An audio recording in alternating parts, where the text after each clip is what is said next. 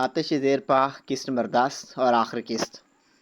ان دونوں کے بازو اس کے سر سے اوپر اٹھا کر ایک زنجیر کے ساتھ دیوار میں لگے ہک سے بندھے ہوئے تھے اور ننگے پیروں کے نیچے برف کا بلاک تھا جس کی ٹھنڈ کسی تیز دھار آلے کی طرح اس کے سن ہو چکے پاؤں سے لے کر رانوں تک پھیل رہی تھی۔ اوپر کے جسم پر تشدد کی وجہ سے نیل کے نشانات واضح نظر آ رہے تھے۔ چہرہ بھی زخموں سے بھرا ہوا تھا، ہونٹ پھٹ چکے تھے، ایک آنکھ سوج کر بند ہو چکی تھی، دوسری بھی مشکل کھل رہی تھی۔ ماتھے کے اوپر سر سے بہنے والا لہو اب جم رہا تھا۔ تکلیف کے اندھوناک سمندر میں ڈبکیاں لگاتے ہوئے وہ کبھی پیروں تلے برف کی کند لہروں سے بچنے کے لیے کلائیوں سے زنجیر پر جسم کا سارا وزن ڈال کر پیروں پر اٹھاتا، لیکن تبھی لوہے کی زنجیر کی کڑیاں کلائیوں کے دباؤ میں گھپ جاتی اور دوبارہ برف پر پیر رکھنے پر مجبور ہو جاتا۔ پیلی حویلی سے اسے شاہنے کے آدمی اپنی گاڑی میں بٹھایا تھا اور کچھ دور جا کر انہوں نے اس کے سر پر پٹی باندھ دی تھی، جس کے بعد ان کا یہ سفر مسلسل 1 گھنٹے تک جاری رہا۔ پھر یہ گاڑی کسی جگہ رکی جہاں اسے بازو سے پکڑ کر باہر نکالا گیا اور گھسیٹتے ہوئے کچھ دور لے جا کر ایک خالی کمرے میں پھینک دیا گیا۔ اس نے اپنی آنکھوں سے پر لگی پٹی اتار دی۔ یہ کمرہ بالکل خالی تھا اور اس میں کوئی کھڑکی بھی نہیں تھی، صرف ایک بند دروازہ۔ وہ ایک طرف دیوار سے ٹیک لگا کر فرش پر بیٹھ گیا۔ کمرے سے باہر بھی کسی قسم کی کوئی آواز سنائی نہیں دے رہی تھی۔ ویڈیو کیسٹ والا ڈبہ تو وہ گاڑی میں ہی اس سے لے چکے تھے۔ کافی دیر یوں ہی گزر گئی، پھر اچانک دروازہ کھلا اور اندر آنے والے کو دیکھ کر چونک گیا۔ یہ وہی حبشی نما کالا بھجنگ آدمی تھا جس نے عرصہ پہلے ایک بار اسے ماڈل ٹاؤن میں اغوا کر کے تشدد کا نشانہ بنایا تھا۔ بعد میں تیمور کو پتہ چلا کہ یہ شاہنے کا خاص آدمی ہے اور اس کا نام بھی اس کی شخصیت پر پورا اترتا ہے، کالو۔ وہ نیلی پتلون اور کالی شرٹ پہنے اسے کچھ دیر یوں گھورتا رہا جیسے کسائی کے بکرے کا جائزہ لے رہا ہو، پھر وہ بنا کچھ کہے باہر چلا گیا۔ البتہ دروازہ کھلا رہا۔ چند لمحوں بعد 2 آدمی اندر داخل ہوئے اور تیمور کو ساتھ لے کر کمرے سے باہر نکلے۔ باہر ایک کوریڈور سے ہو کر وہ ایک کمرے میں پہنچے جہاں کالو اس کا منتظر تھا۔ اس کے بعد کے حالات ناقابل بیان تھے۔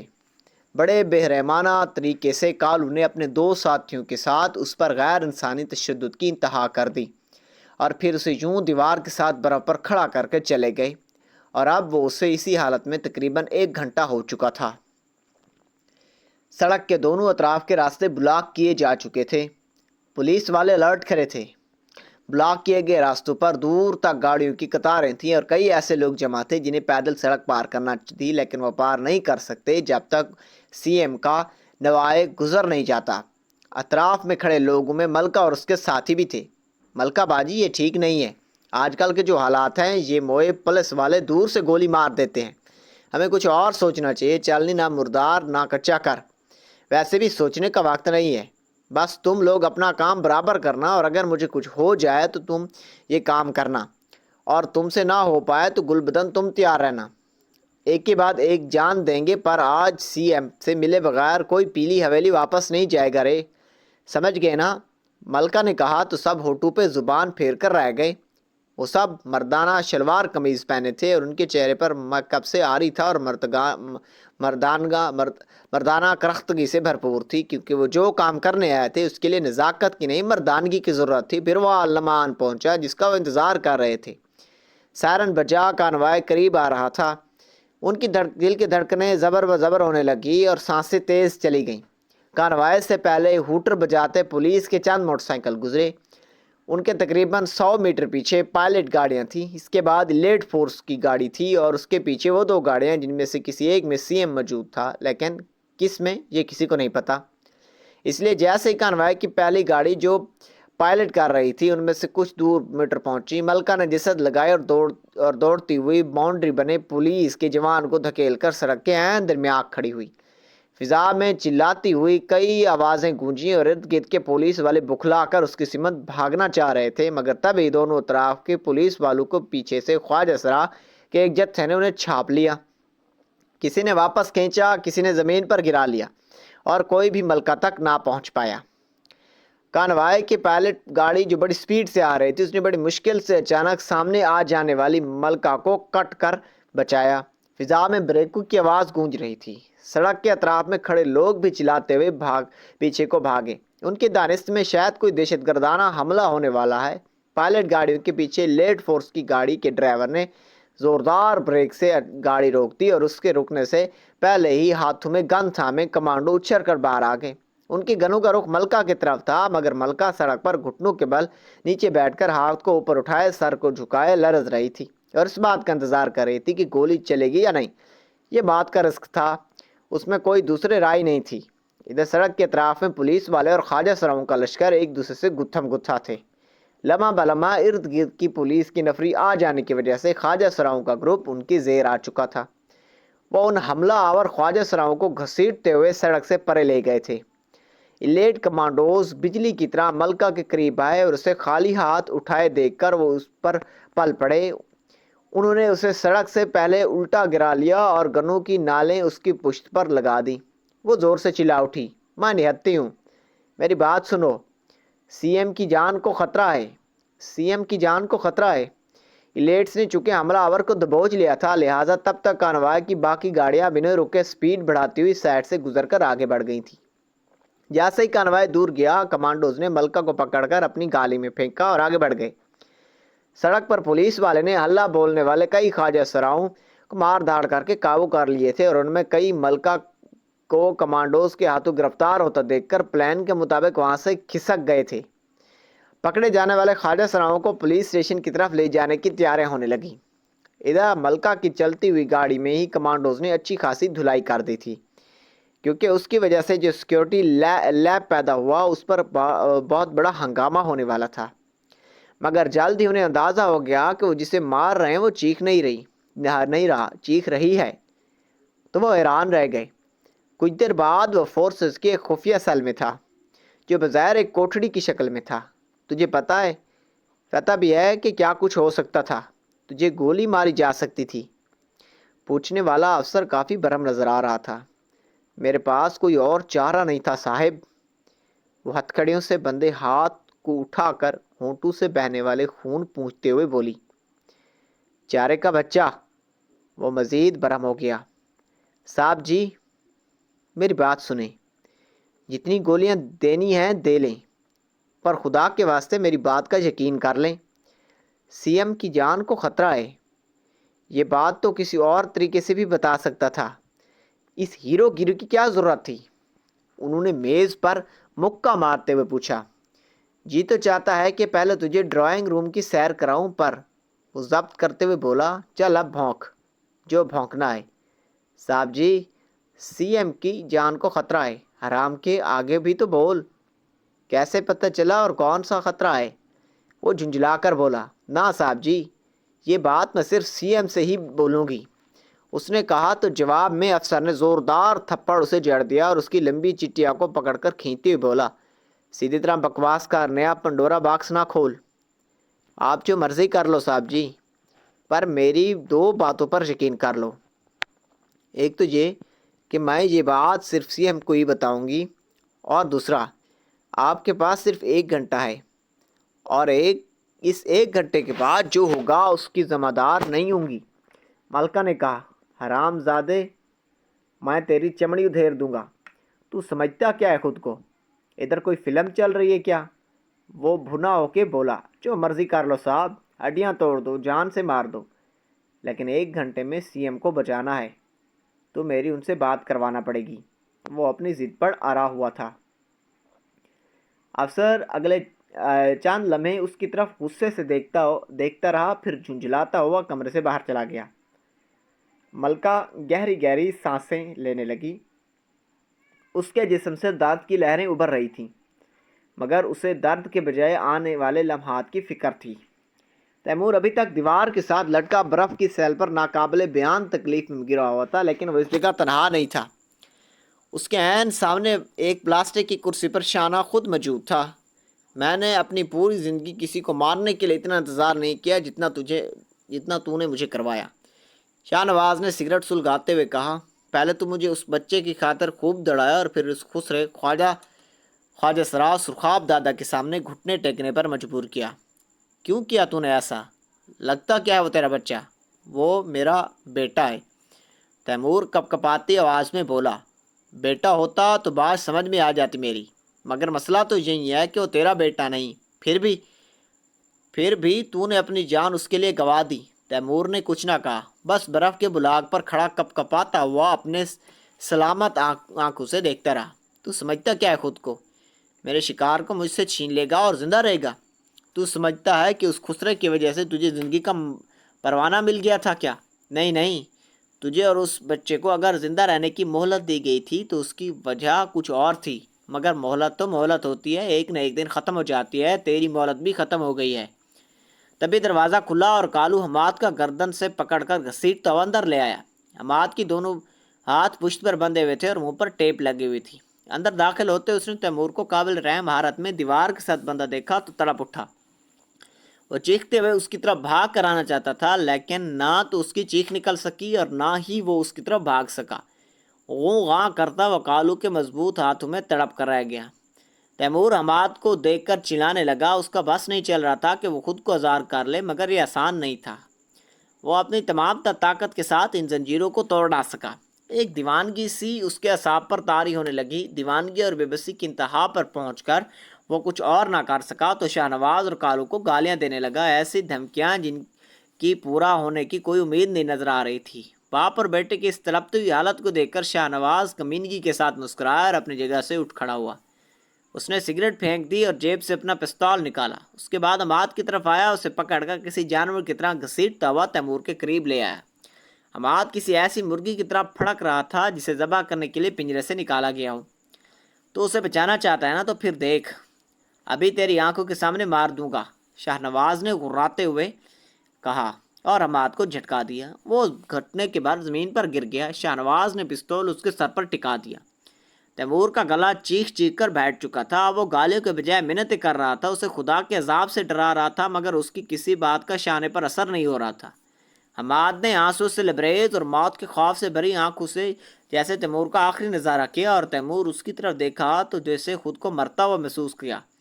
شاہ نواز نے بے رحمی کے ساتھ پستول کے ٹریگر پر دباؤ بڑھانا شروع کر دیا اور پھر پستول سے نکلی مہلک گولی نے کمرے میں موت کا زوردار کہکا لگا دیا۔ ملکہ کے سامنے سول لباس میں بیٹھا نیا آدمی ایک دوسری فورس کا بڑا افسر تھا۔ دیکھو، تمہیں جو بھی بتانا ہے وہ ہمیں ہی بتا دو، یوں سمجھ لو کہ تمہارے سامنے سلطان عالم ہی بیٹھے ہیں، وہ اسے سمجھا رہا تھا۔ میرے سونیا، میرا صاحب، آپ صرف وقت ضائع کر رہے ہیں اور ادھر موت سلطان عالم کے قریب پہنچتی جا رہی ہے۔ اس کی فکر مت کرو، وہ ہائی پروفائل سیکیورٹی میں ہے، وہاں پرندہ بھی پر نہیں مار سکتا۔ یہ بات کچھ دیر میں غلط ثابت ہو سکتی ہے، آپ ان کی جان کا رسک لے رہے ہیں۔ بس ایک بار میرے ان سے بات کروا دو، تم سمجھ نہیں رہے۔ سلطان عالم یوں کسی سے نہ مل سکتے ہیں نہ بات کر سکتے ہیں، یہ ناممکن ہے۔ میں نے اپنی جان پر کھیل کے جو کچھ کیا صاحب، وہ ناممکن ہی تھا۔ آپ سمجھنے کی کوشش کریں، میں نے اپنی نمانی زندگی داؤ پر لگا دی ہے، یہ کوئی معمولی بات نہیں ہے پیاریا۔ بس ایک بار ان سے بات کر کے تو دیکھیں۔ وہ ہونٹ بھیجتا ہوا اس کی طرف دیکھتا رہا، پھر اٹھ کر کمرے سے باہر چلا گیا۔ تھوڑی دیر بعد وہ واپس آیا تو اس کے ہاتھ میں ایک سمارٹ فون تھا۔ اس نے فون ملکہ کے آنکھوں کے سامنے کر دیا۔ فون کی اسکرین پر یہ ویڈیو کال جاری تھی اور سلطان عالم نظر آ رہا تھا۔ سلام صاحب، جو بات میں آپ کو بتانے جا رہے ہوں وہ بہت خاص ہے۔ کیا آپ کا یہ افسر قابل اعتماد ہے؟ ورنہ اسے کمرے سے باہر جانے کا حکم دیجیے۔ ملکہ نے بنا کوئی وقت ضائع کیے فوراً کہا۔ تمہیں جو کہنا ہے اس کے سامنے کہو، سلطان عالم نے کہا۔ میرے صاحب، میں ان سب سے جھوٹ بولا کہ آپ کی جان خطرے میں، ایسا کچھ نہیں ہے، بات کچھ اور ہے۔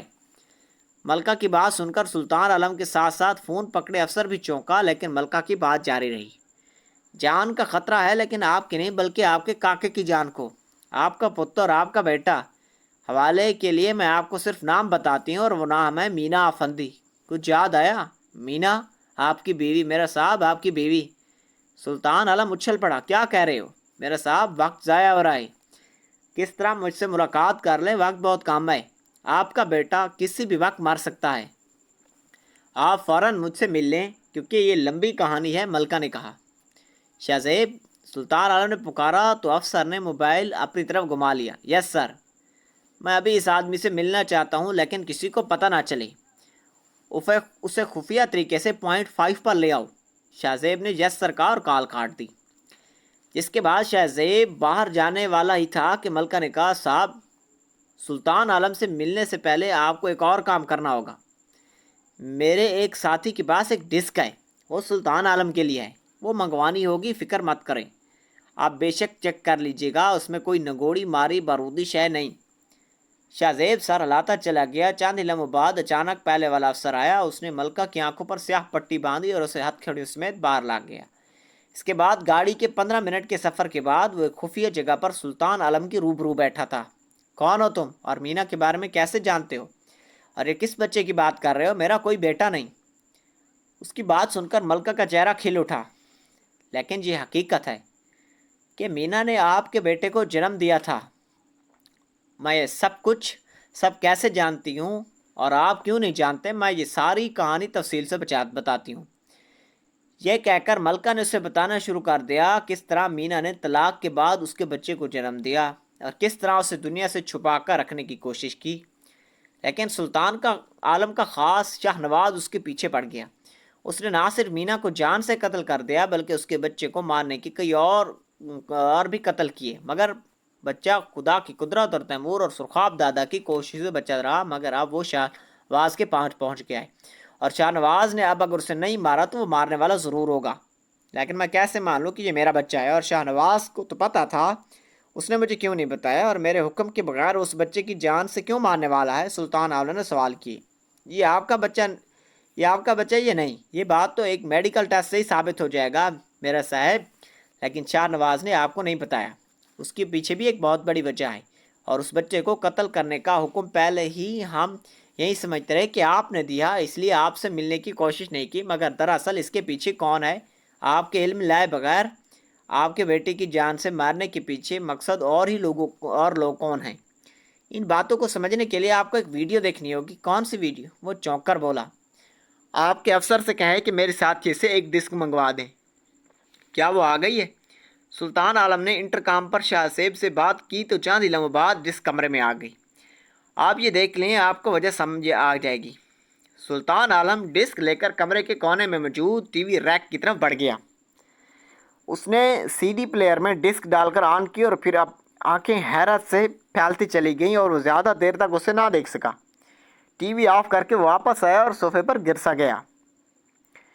اس کے چہرے پر پسینہ چمک رہا تھا۔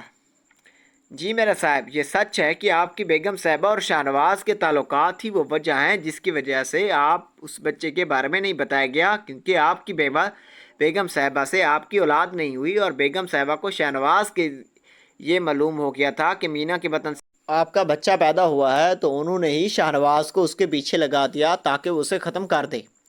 یہی وجہ تھی کہ آپ کے لیے جو وارث وہ پیدا نہ کر سکیں، وہ آپ کو کسی اور عورت سے بھی نہ ملے۔ یہ ڈسک میرا گرو سرخاب دادا نے حاصل کی، اور اسی ڈسک کی وجہ سے انہوں نے شاہ نواز کو یہ کہہ کر اس بچے کے قتل سے روک دیا کہ اگر شاہ نواز نے اس بچے کو کچھ کہا تو وہ یہ ڈسک سلطان عالم کو پہنچا دیں گے۔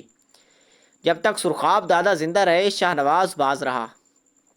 پتہ نہیں اس نے بیگم صاحبہ کو کیسے مطمئن کیا ہوگا، شاید وہ کہہ کر کہ اس نے بچے کو مار دیا ہے، لیکن سرخاب دادا کے مرنے کے بعد اس جس کی اصل کاپی بھی حاصل کر چکا ہے، اور آپ کے بیٹے کو بھی وہ اس کے بیٹے کے باپ بن کے پالنے کو بھی۔ میرا صاحب، خدا کے واسطے اور وقت ضائع مت کیجیے، وہ ظالم کسی وقت اس باپ بیٹے کو قتل کر دے گا۔ کچھ کیجیے، اللہ کے واسطے کچھ کیجیے۔ سلطان عالم سر پکڑے بیٹھا تھا۔ میں جانتی ہوں کہ اس کہانی پر یقین کرنا آپ کے لیے کتنا مشکل ہے، لیکن اللہ کے واسطے اور نہیں تو اس بات پر یقین کر لیں کہ اس وقت شاہ نواز دو قتل کرنے والا ہے۔ آپ اسے روک سکتے ہیں، آپ روک لیجئے۔ باقی باتوں کی تصدیق چاہے بعد میں کر لینا۔ ملکہ کی آنکھوں سے آنسو بہہ رہے تھے اور اس کا وجود مکمل طور پر ایک التجا میں ڈھل چکا تھا۔ سلطان عالم نے اس کی طرف دیکھا اور قریب پڑا فون اٹھا کر نمبر ملانے لگا۔ تیمور نے وحشت ناک نظروں سے سامنے دیکھا جو ہو چکا تھا اس پر یقین کرنا اس لیے مشکل ہو گیا۔ یہ کیسے ہوا، کیوں ہوا، اس کی سمجھ میں کچھ نہیں آ رہا۔ گولی کے دھماکے کی باز گشت ابھی تک اس کے کانوں میں جاری تھی، اور اس کے سامنے شاہ نواز زمین پر گرا ہوا تھا۔ اس کے سر کے آس پاس خون کا تالاب بہہ رہا تھا۔ تیمور نے سر گھما کر بائیں طرف دیکھا۔ دروازے کے پاس کالو ایک ہاتھ سے موبائل کان پر رکھے دوسرے ہاتھ سے پستول سیدھا کھڑا کیے ہوئے تھا، جس سے اس نے ابھی شاہ نواز کو مارا تھا، اور اب وہ فون پر کہہ رہا تھا، یس سر، میں نے ختم کر دیا اسے۔ حماد اٹھ کر بھاگتا ہوا تیمور کے پاس آ رہا تھا، مگر تیمور جس زباؤ کو جھیل رہا تھا اس کے آگے بے بس ہوتا بے ہوشی کی وادی میں اترتا چلا گیا۔ جانے کتنا وقت بیت گیا تھا، لیکن اسے تو ایسا لگ رہا تھا جیسے وہ صدیاں بیت گئی ہیں۔ اس نے اپنی آنکھیں یوں کھولی جیسے مرنے کے بعد قبر میں زندگی لوٹائی گئی ہو، لیکن وہ قبر نہیں، کمرہ تھا، قیمتی آسائشوں سے سجا ہوا نیم تاریک کمرہ۔ سر بھاری ہو رہا تھا۔ اس نے دیکھا وہ ایک بڑے بیڈ پر لیٹا ہوا ہے۔ کونیوں کے بل ذرا سا اٹھ کر اس نے بیڈ کی بیک سے پشت ہٹا لی۔ جسم میں تکلیف کی لہریں مکمل طور پر معدوم نہیں ہوئی تھی، لیکن ختم بھی نہیں تھی۔ بازو، سینہ اور خاص طور پر جسم کا نچلا پیر ابھی تک درد کر رہے تھے۔ دھیرے دھیرے اس کے ہوش و حواس میں آتے چلے گئے اور اس نے اپنے دائیں ہاتھ کسی کے ہاتھ پر محسوس کیا۔ یہ ملکہ تھی۔ ملکہ، ہم کہاں ہیں؟ ملکہ نے اٹک اٹک کر پوچھا۔ ہم محفوظ ہیں پیارے، سب ٹھیک ہیں، وہ اس کے ہاتھ سے ہلاتے ہوئے بولی۔ حماد کہاں ہے؟ اسے یاد آیا تو فوراً پوچھا۔ وہ بھی ٹھیک ہے، بالکل محفوظ ہے، ابھی آ جائے گا۔ وہ ادھر، وہ شاہ نواز اسے گولنی مارنے والا تھا، اور پھر وہ سب کیسے ہو گیا ملکہ؟ یہ سب کیسے ہو گیا؟ تیمور حیرانی سے بولتا گیا۔ کچھ نہیں پیارے، بس مارنے والے سے بچانے والا بڑا ہوتا ہے۔ تم اور تمہارا کاکا جسے سالوں پہلے ان مارنے والوں سے بچتے رہے، اس بار بھی بچ گئے، لیکن وہ مارنے والا اس بار نہیں بچا، وہ خود مارا گیا۔ اب تمہیں یہاں تمہارے کاکے کو کوئی خطرہ نہیں، تم آزاد ہو۔ بالکل آزاد، پر کیسے؟ تیمور نے پوچھا۔ تو ملکہ اسے بتانے لگی کہ وہ کیسے شاہ عالم تک پہنچی اور اسے ساری حقیقت بتا دی، جس کے نتیجے میں شاہ عالم نے شاہ نواز کے ساتھی کالو کو فون کیا۔ اس نے وہاں کی صورتحال بتائی تو سلطان صاحب نے کالو کو فوراً شوٹ کرنے کا آرڈر دیا، اور آرڈر پر عین اس وقت عمل ہوا جس وقت وہ حماد کو مارنے والا تھا۔ اس کی تفصیل سن کر تیمور نے اسے گلے لگا لیا اور ملکہ کی آنکھیں بھی نم ہونے لگی۔ مجھے یقین نہیں آ رہا ملکہ، میں نے جس طرح موت کو اپنے سامنے دیکھا مجھے لگا تھا کہ اب مجھے کوئی نہیں بچا پائے گا۔ اسی وقت کمرے کا دروازہ کھلا اور تیمور نے حیران کن منظر دیکھا۔ سلطان عالم نے حماد کا ہاتھ تھام رکھا تھا اور وہ دونوں اندر داخل ہو رہے تھے۔ تیمور کو ہوش میں دیکھ کر حماد بھاگتا اس کی طرف آیا اور لپٹ گیا، اور کتنی دیر اسے گلے سے لگاتا، اسے سہلاتا رہا۔ دیکھو، تم لوگوں کی جانیں بچ جانے کا مطلب یہ نہیں ہے کہ مجھے مینا کے متعلق سنائی ہوئی تمہاری کہانی پر یقین آ گیا ہے۔ یہ بچہ کون ہے اور کس کا ہے، مجھے اس سے کوئی فرق نہیں پڑتا۔ اس بات کا فیصلہ ایک کہانی نہیں کر سکتی، اور حقیقت جاننے کی مجھے کوئی ضرورت نہیں۔ میں نے جو کچھ کیا اس لیے کہ شاہ نواز کے متعلق مجھے پہلے بھی کئی شکایتیں مل چکی تھیں۔ وہ ایک میرا پالتو کتا تھا جو پاگل ہو گیا تھا، اس لیے میں نے اس کا خاتمہ ضرور سمجھا۔ لیکن تم تینوں ایک بات کان کھول کے سن لو۔ اگر تم نے اپنی بے سراپا کہانی سے میرے لیے کوئی مشکل پیدا کرنے کی کوشش کی تو میں شاہ نواز سے بڑھ کر تمہارے لیے خطرناک بن جاؤں گا۔ سمجھ رہے ہو نا میں کیا کہہ رہا ہوں؟ سلطان عالم پینٹ کی جیبوں میں ہاتھ دبائے کہہ رہا تھا۔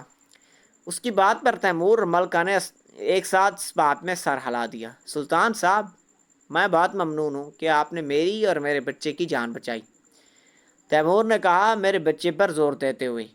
میں اور میرا بیٹا آپ کے ہمیشہ احسان مند رہیں گے، اور ہم وعدہ کرتے ہیں کہ آپ کے لیے کوئی مشکل پیدا نہیں کریں گے۔ گڈ، اسی میں تمہاری بھلائی ہے۔ یہ کہہ کر وہ ایک لمحے کو رکا اور پھر بولا، ویسے تم لوگ آزاد ہو، جہاں جانا چاہو یہاں سے جا سکتے ہو۔ وہ واپس جانے کے لیے پلٹا، لیکن پلٹنے سے پہلے ایک بھرپور نظر سے حماد کی طرف دیکھا۔ اس کی نظروں میں ایک عجیب سا رنگ تھا، تذبذب، خوف اور محبت کا رنگ۔ اور جس وقت اس نے حماد کو دیکھا، حماد نے عجیب حرکت کی۔ اس نے تیمور کو چومتے ہوئے اس کے گلے پر باں نہیں ڈالا۔ سلطان عالم جھک کر واپس مڑ گیا۔ پیاریا، ایک بات سمجھ نہیں آئی۔ سرخاب دادا کو ویڈیو مل جانے کے بعد ان باتوں کا اندازہ ہو گیا تھا کہ اس کے پیچھے سلطان عالم نہیں، اس کی بیگم صاحبہ ہے، تو اس نے سلطان عالم سے بات کیوں نہیں کی؟ شاہ نواز سے معاہدہ کیوں کیا؟ اگر تبھی سلطان عالم کو بتا دیا جاتا تو شاہ نواز کا خطرہ اس وقت مکمل ختم ہو جاتا، ملکہ نے پوچھا، کیونکہ دادا کو یہ اندازہ نہیں تھا کہ سلطان عالم یہ جاننے کے بعد کیا کرے گا۔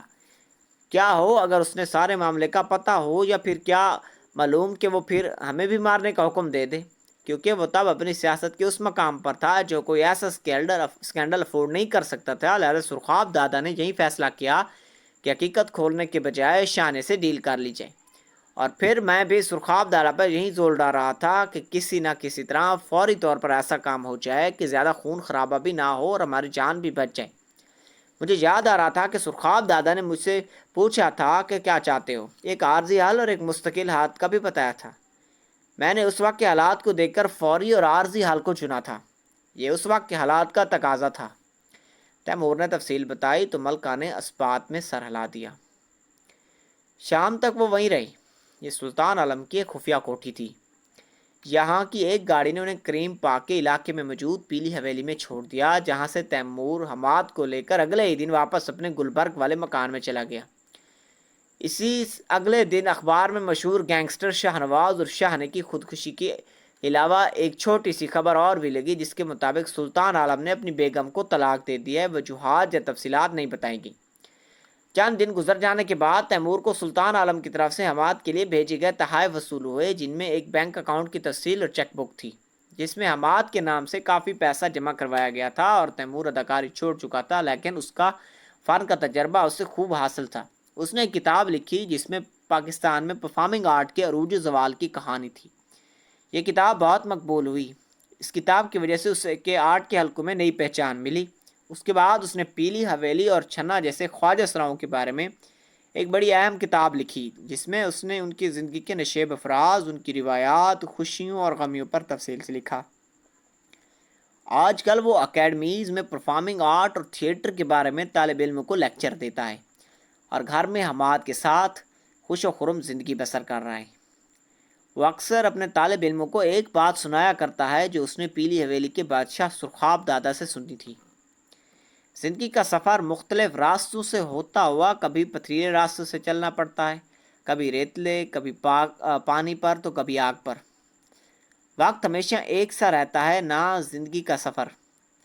اگر آج آپ آگ پر چل رہے ہیں تو کل آپ پھولوں پر بھی چلیں گے۔ آج مشکل ہے تو کل آسانی ہوگی۔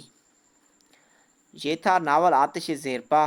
امید کرتا ہوں کہ آپ کو آتش زیر پا ناول کی 10 قسطیں پسند آئی ہوں گی۔ چینل کو سبسکرائب کرنا اور ویڈیو کو واچ کرنا مت بھولیں۔ اسی طرح کے اچھے ناول انشاءاللہ روز بروز اپلوڈ کیے جائیں گے۔ Thank you.